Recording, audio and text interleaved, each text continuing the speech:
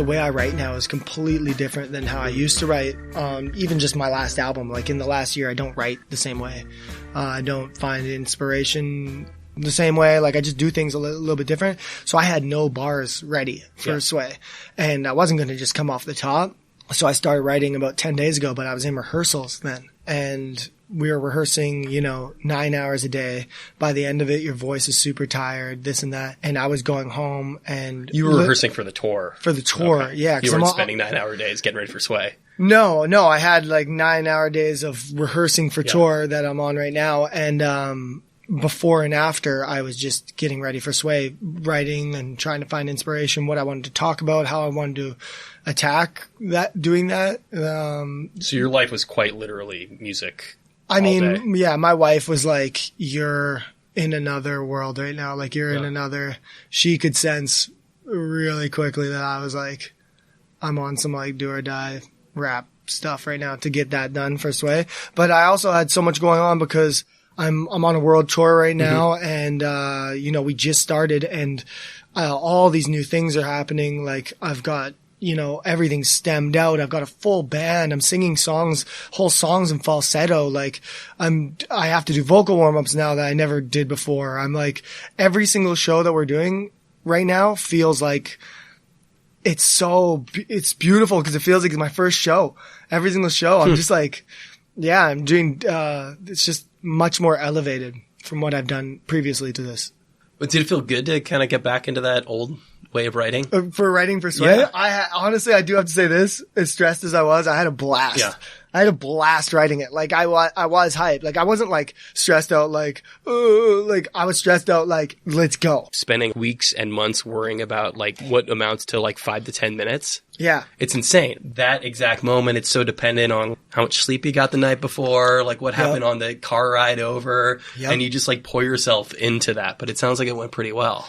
Yeah, I think anytime you feel like that, and I think you can agree to this maybe, but it's never that hard. You just got to do your homework. If you do your homework going into anything that feels like that, you'll never have a hard time. I did my homework. I did my research. I made sure like there were some things that happened today on Sway that I was not thinking were going to happen. And I did my homework enough that nothing could faze me. What I've been trying to get better at in my life is the thing you have to do is kind of balance the prep work, doing your homework, getting ready, but also being able to kind of embrace the moment and the adrenaline. That's the hard line to walk. Yeah. The adrenaline goes like crazy and you got to kind of almost calm yourself down. I find if I can just stay calm in like situations like that, and it's not that crazy. I'm having a conversation with people that are really cool. Everybody wants to see me win. Nobody wants to see me fail. And it's like, it's not as gnarly as your mind kind of almost makes it. But you do have to, I think, just be confident. I mean, they told me after, they're like, this time you came through, Sway, is very different from last time because I can tell you've grown as a person, not only as an artist, but as a person. And they're like, you just have a confidence around you that you didn't have the first time. And rightfully so. It was my first time on Sway and I was literally shitting my pants. So...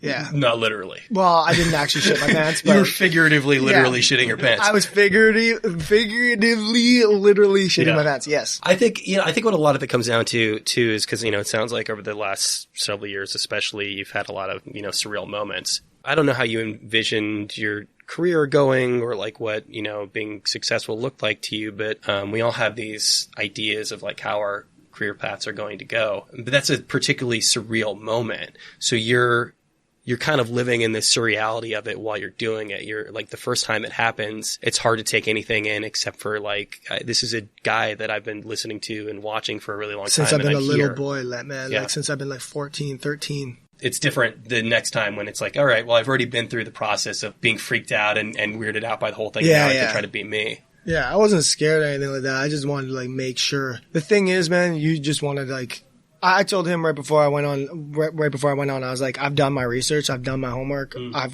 I can deal with anything right now. And any mistake that does occur is just human error. There's no amount of prep you can do for the way they're switching beats and everything. Like there's no prep for that. You can just be as prepared as you can be. What does homework look like in this case? How much prep work do you actually have to do for that kind of performance versus, again, it sounds like the live show right now is pretty well choreographed.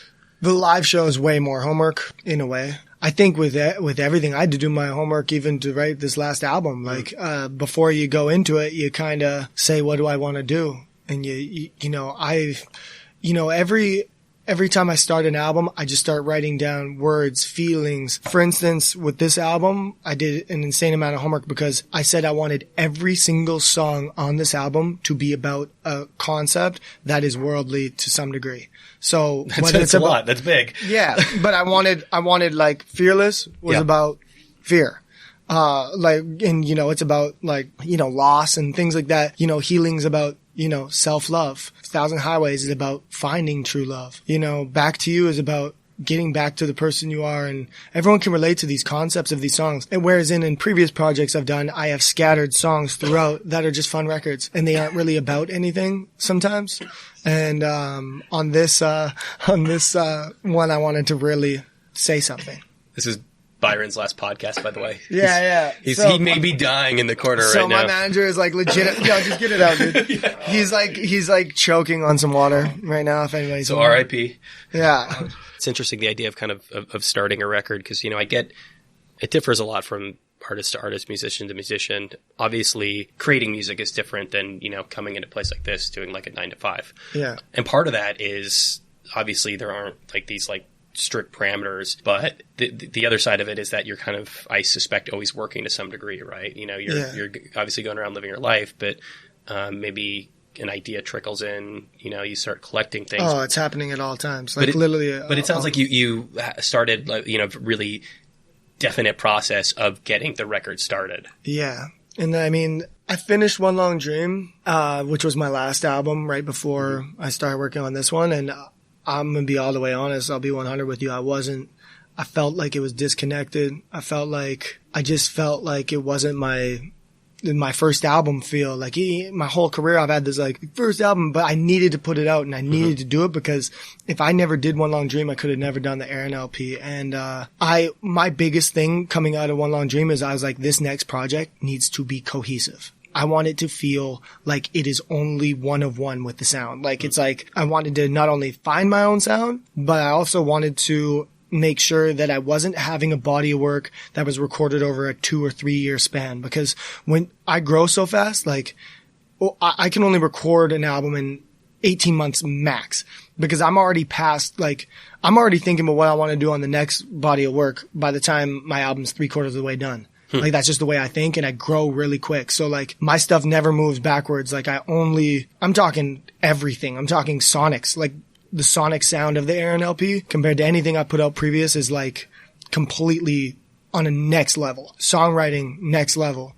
Even when I do rap on the Aaron LP, it is next level. And I just feel like with me, it's just always been a thing that I just want to get better at my craft and I want to try new things. I want to be, I've been less afraid of like just trying new things. Even with social media and everything, just like, I'm just going to hit share, post it. Who cares?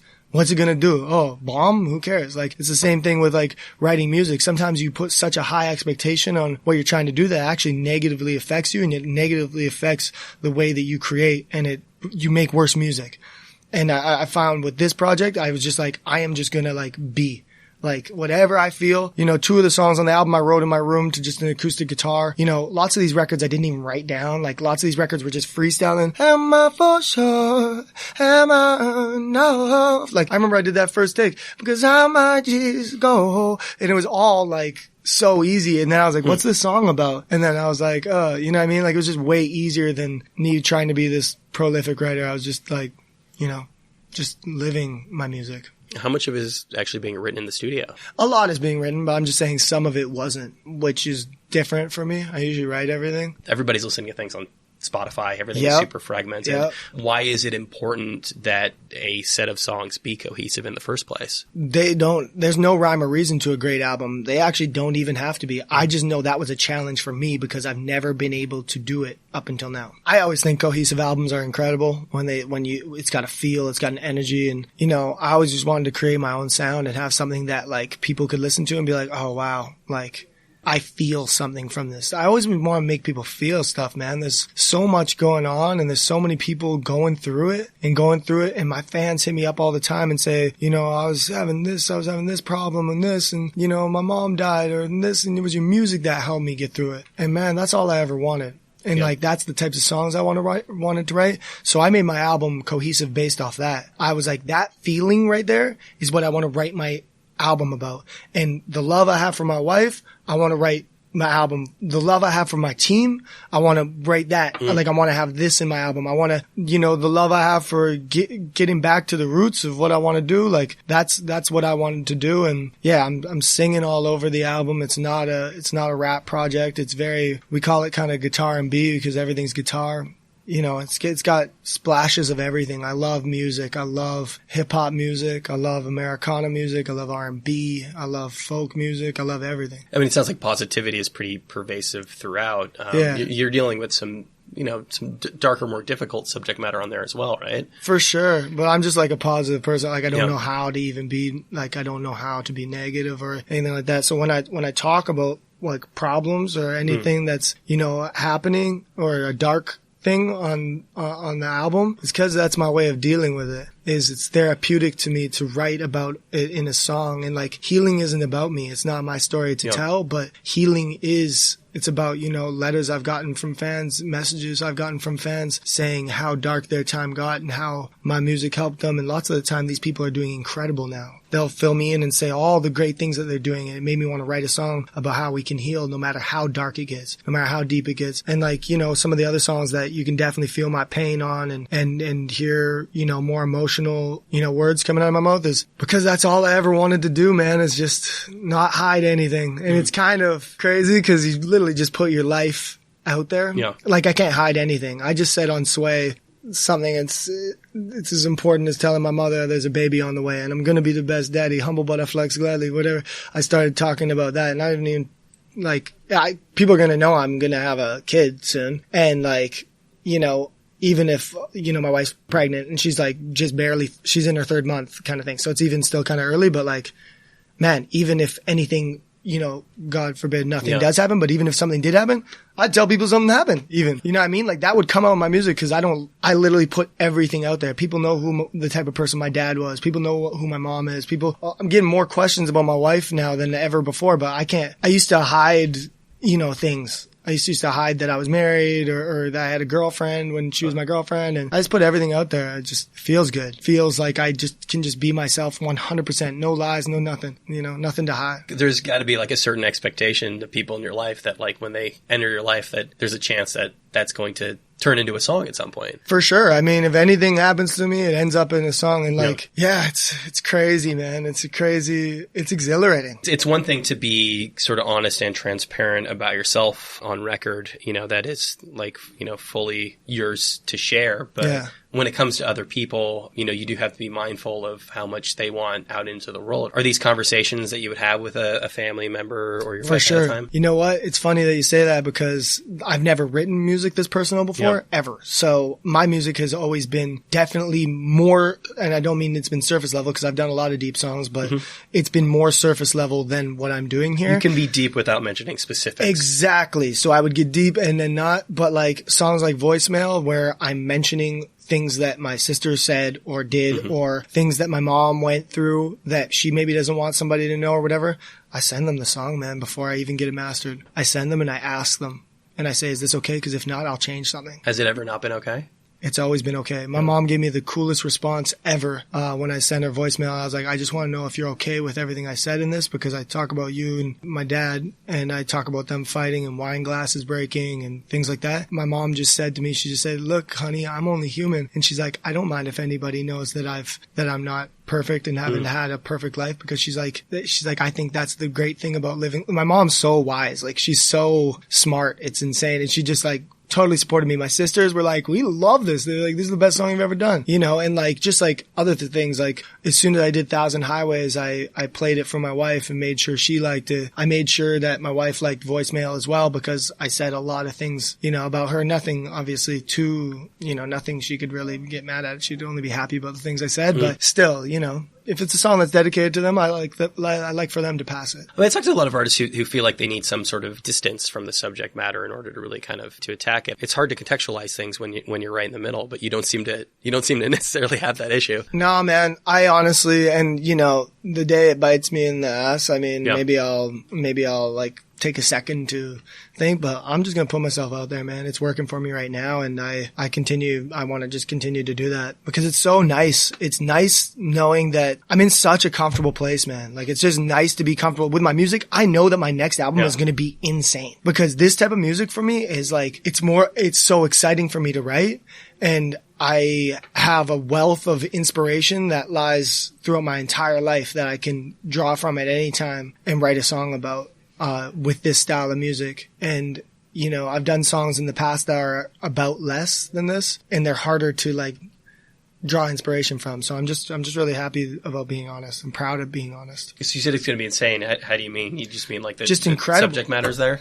I think just musically I'm developing. Yeah. Like, I mean, I've got live strings on my new album and I've got live horns and all live guitar and live bass and all that kind of stuff. But on my next album, I even want to go even more like that. I want to even be even more live, and I just want to grow as an artist, and I'm going to do music my whole life. Music's going to be a part of my life no matter where I go or what I do, and I want to just keep evolving. And it's kind of nice. It's like you almost like lose pressure of like trying to blow up or like trying to be the biggest artist in the world. I don't care about that. You felt like you were chasing that earlier on? When I was younger and like even like, yeah, you kind of always chase it. Yeah. You know what I mean? Every artist does. We all want to be the biggest. Nobody wants to be the second biggest artist in the world or the 15th biggest artist in the world. We all want to be the best. It's more a matter of being mindful and being kind of happy with where you're at right now.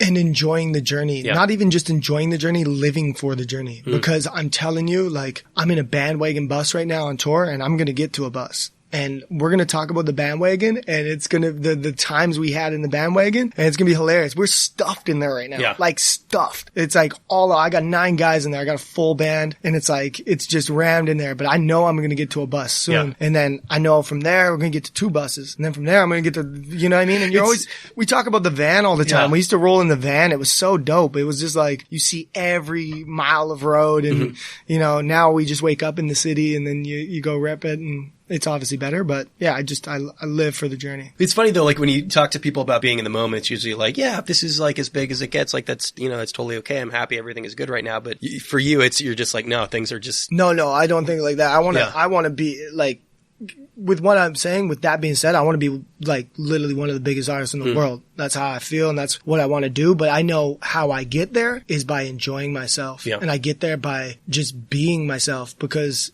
man, everybody's like, this is all written. I believe that a lot of things are written before you even, from the day you're born. It's like, yo, there's things that add up that have nothing to do with you. There's things that add up. And I believe that, you know, yeah, I just think that I'm going to get where I want to go because this is what I'm meant to do. This is as cheesy as it sounds, this is my destiny. Yeah.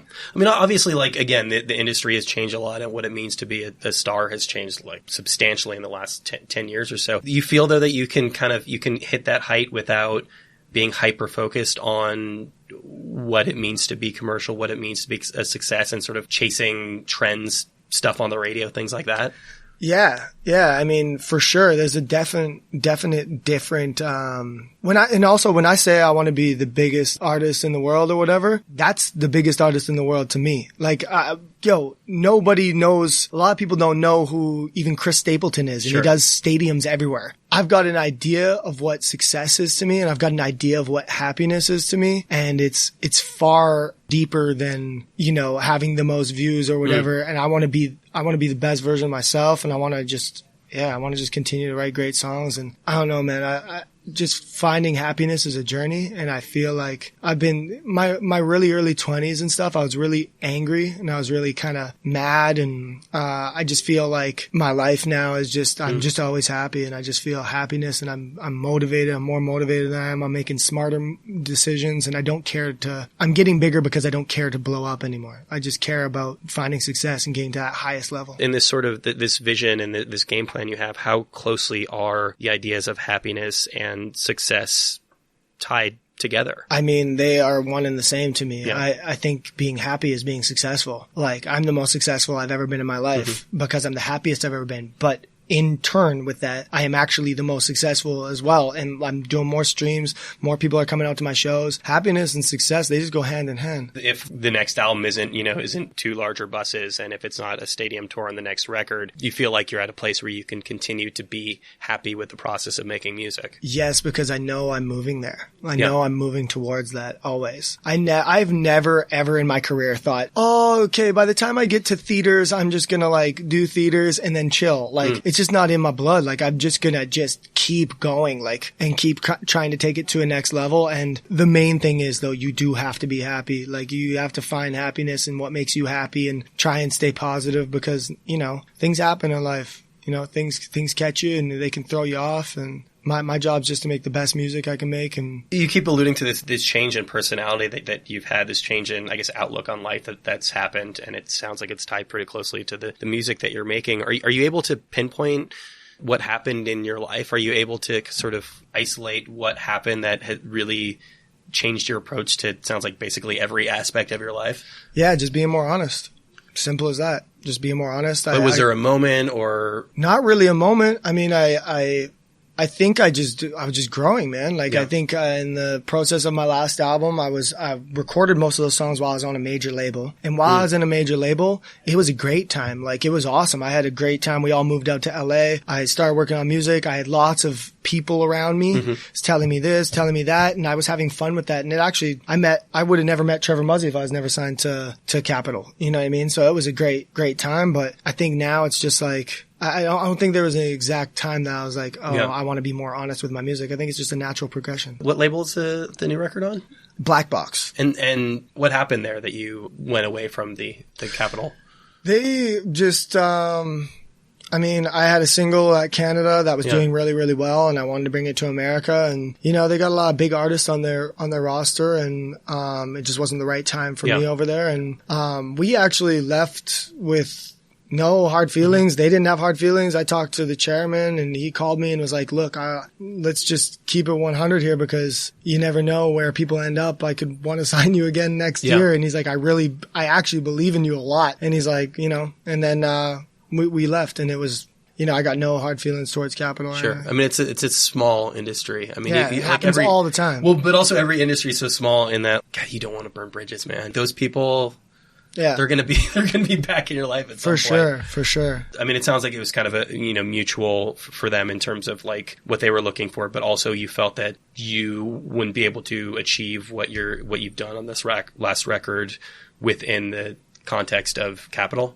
No, not at all, because I met so many people through Capitol. Yeah. Like, I just met, producers and different writers and just cool people. I met a lot of people, and that journey for me was like, it was actually a really epic, exciting time because we were just I was so green, like still, I was so green and I didn't really know exactly what I wanted to do. I got signed off of a song called Preach that was like super double time, like hard rap. I was still finding myself. I guess what I mean is that this album couldn't have been this album on Capitol with a major, with all those people, all those sort of cooks. No. Well, I wouldn't even say that. I'm just a different artist now. If I was on a major label right now, I'd be like, let me go make the album. You guys trust me, right? I would just say that I gotta go make my album, and I go do it with this small group of people. They can go listen to the album before I'm putting it out. I don't know if micromanage is the right word, but like you want control over every aspect of the process. Now I do. I just got a great team of people that I trust, and I don't have to be afraid of, something not working. I know my team can handle stuff, and but that extends beyond the record. I mean, it sounds like that includes the live show. Videos are a pretty big part of what you do too. For sure. And I think I'm super proud of the new album because we don't even have a lot of videos off them yet. And I haven't even shot any more videos for it because I want people to listen to the music. Yeah. I want them to just listen. I want them to feel what I'm saying. I want them, and you can't judge an album. Album's been out for 20 days. You can't even judge, a piece of music. This to me is going to be a timeless piece of work, and it's my first project in my entire catalog that people are going to call a classic. And like, it's been out for 20 days, so it's kind of like, I want to let people listen to the music, and then we're going to start just doing crazy visuals and all that kind of stuff. You want it to speak for itself for now. Yeah, it's strategic. Yeah. I wanted like people to listen to the music. What's your relationship with the songs like at this point? I'm always fascinated by this process of, you know, the time it takes to write it, the time it takes to record it, and then obviously it sort of just like sits in the can for a little while. You wait for it to come out. You have to do a tour. You have to sort of reinvest yourself in the songs. But as you said, when you get to, you know, about 3/4 of the way through the record, you're already thinking on the next thing. So, I mean, is it tough to get yourself back in that mind space? Not really, because I just love creating. So me and Trevor will get in the studio. I don't even think like, okay, this is the first song on the album. Let's make a banger. So like, I guess I mean from the standpoint of like you've sort of mentally in a way kind of moved on to something else. But you have to go back in time, right? You have to go back and revisit all of the old songs, and you have to sort of go back and perform them live. So you have to, you do have to like back the clock up a little bit. Yeah, it's fun doing the old songs in the set. Yeah. I love doing like Can I Get a Witness and No Warm Up and some of those older songs. They aren't even really that old. They're kind of like 2016 kind of thing. So I like doing those old songs. They're actually like super fun. And in a lot of ways, they're like sometimes, in my top 5 favorite moments of the night. But yeah, it's really exciting doing like the new music, and it's not like really hard to put myself back into that frame, because actually the way that we do it live is with all the instruments, we really bring it to the new album vibe. So like even on like the pre of like Can I Get a Witness, no, I ain't too flawless, and no, it's all like soul keys, and like it feels like my new album. And like even on like No Warm Up and like some of these other records, we really did a lot of work to make sure that they sounded and felt like my new album. You moved away from rapping on this record specifically. Again, like it sounds like you enjoyed the experience of going on the show this morning and and doing fun. Some bars. Do you feel like, at least for the foreseeable future, that the rapping aspect of the music making process is going to kind of fade into the background a little bit? No, not necessarily. It's just like I just want to go where my enthusiasm takes me and where I feel is the right place for me. Right now, I'm really enjoying singing. But I mean, if you listen to the new album, I haven't like completely left rap or anything like that. It's literally just like evolution of me. Yeah. It's just like I've got to evolve. I've got to go to the next place for me, and this is where I'm at, and I really like where I'm at. Like, I like this. It's super exciting to me. I think the writing's just better than anything I've ever done before. I'm so like into like the words and like the craftsmanship of the words on this album. I just think the songs are really well written, and I had some help from some great, I had 2 other writers on the project. My homie Rich A wrote on it. He's one of my best friends, and my homie Rook wrote on another song. But like, I love writing. I love the craft of writing. I love writing even for other people. I just love that I'm really falling in love with that more than ever right now. Singing versus rapping it's a little more sparse. You have a little less opportunity, I think, to be literal. Specifically, there are fewer words that you're using in order to convey these ideas. Exactly. Rapping has to be literal. Like you even listen like to spots where I rap on the album, like voicemail. I'm storytelling a literal story. Like it's like very like you can't miss the point there. It's not really open for interpretation. Whereas in Healing, that could be about anything. You could even listen to 1,000 Highways. Somebody said they heard 1,000 Highways and they started crying because it reminded them of home. And it's like, wow, that's pretty cool. Like, awesome. I want people to do whatever they want to do with my music. I don't even want to explain it. It's interesting to feel like you're in a place where you're being more direct with what you're saying and talking about yourself, but almost taking a less direct approach to do it. Yeah, exactly. And I think that's part of the power of doing a great project, man. For sure. There you go. That was Aaron's SonReal Hoffman. Thanks to him for taking the time to do that. His latest record is the Aaron LP that's out now. You can check him out over at sonreal.com or follow him on Tumblr. That's at @TheRealSonReal. Thanks to him. Thanks to you guys, as always, for listening to the show. If you like the show, there are a number of ways to support us. Please rate and review us on iTunes, Google Podcasts, Spotify, YouTube, anywhere where finer podcasts are podcasted. Like us on Facebook. Follow us on Tumblr. That's rylcast.tumblr.com. If you have any feedback, it's rylcast@gmail.com. And that's all we got for now, so stick around because we're going to be back in a few days with another episode of RiYL.